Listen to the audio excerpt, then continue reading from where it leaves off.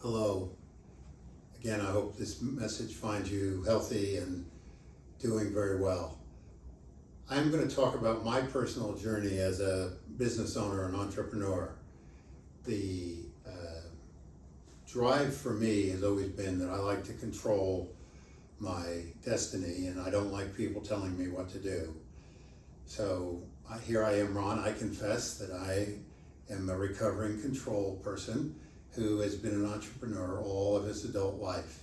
And this is really aimed at those of you that have sympathy with me or are in concert with me, and I hope it's helpful for you. We believe that everyone deserves to know how money works. We want people to make good decisions once they have clarity about their money, and working together, our desire is to provide confidence for every financial decision you make. So let's talk about the journey that I've been on. When I started many years ago, it was easy to tell the value of my business. It wasn't worth very much because there wasn't much there.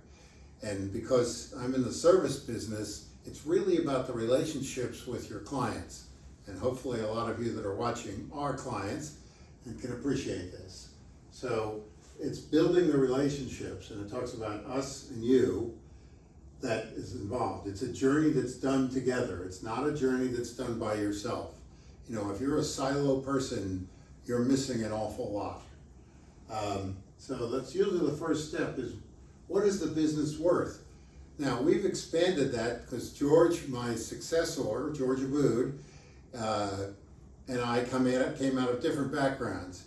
He was on the buy side, I was mostly on the sell side. We put our strengths together and shared sort of the secrets. You know, if you'd like to think we did this, and we weren't selling watches. So we've come up with a scatter diagram that comes out of it where you can see where your strengths are and where your weaknesses are and what really needs attention in your company. And that's very helpful because if you're going to sell to an outside party, you definitely want to make sure you look really pretty to them.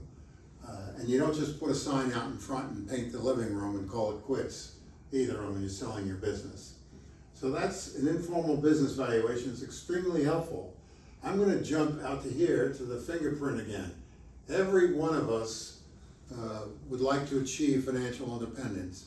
What that means to me is that I had enough cash flow coming in to pay for my expenses. My goal was to hit it at 55. I did hit it.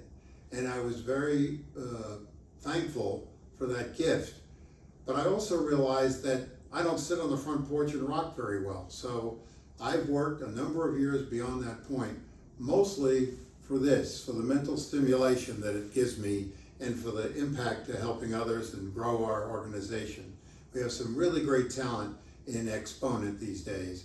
And if you haven't looked at our website, exponentx.net, I really encourage you to take a look at it. There's lots of great information in there. So if you're thinking about your company, what do I have to sell my company for as part of my makeup of everything to achieve what I want? Well, if I know if it's worth 1 and it has to be worth 10, then how do I get to 10? First of all, you got to figure out ways to reward and retain people that are critical. If you surround yourself with people that are not like you, people that are really good at certain things that you have a struggle with, and people that look to you because you have strength in particular areas, that makes for a better organization. The other piece is to realize that sometimes we conflict. So somebody that likes to take time to really think through and study stuff versus somebody that works off the gut, a lot of times they can have friction. And you've got to really respect each component of that and allow each person to find that balance and seek out counsel. The more people that help you, the better it really is, quite frankly. And that's really the business that we're in. We're in the business of trying making an impact and helping you. But your company is much more attractive if you have agreements in place to hold your talent. They don't get on the elevator to go home every day, or they don't decide to stay home under the new world and never come back to you because they go, hey, I can do this without you. That's a terrible situation. So in growing, the other piece is to figure out what's happening in your company. We have developed a visual intelligence piece that really helps sit on top of all your business systems and see what's happening on your phone or mobile device. And it's every day. It talks to all your computer stuff each evening and then presents visuals for you. And we've stacked it so you can slice and dice who sees what within your company. And I gotta tell you, everybody that's done that has found it to be incredibly helpful, because there is transparency, but the transparency is exposed to what a person needs to see. And the other piece that's come out of this often is the people that are on the front line are coming forward and saying, hey, I saw this problem, this is what I did, this was the results, as opposed to a top-down where they dictate what you're supposed to do and they're not on the front line. You know, the folks on the front line that are dodging the bullets are the ones that really know best what's going on. And I've always tried to practice that, give persons a lot of responsibility and authority to act. Now, transition. We say right here, it should take a minimum of 3 years, 5 years is even better. That's because most people don't accept the fact that we are finite, we're not gonna go on forever. In my case, George and I have worked on this for 12 years. I'm obviously at the tail end of my runway.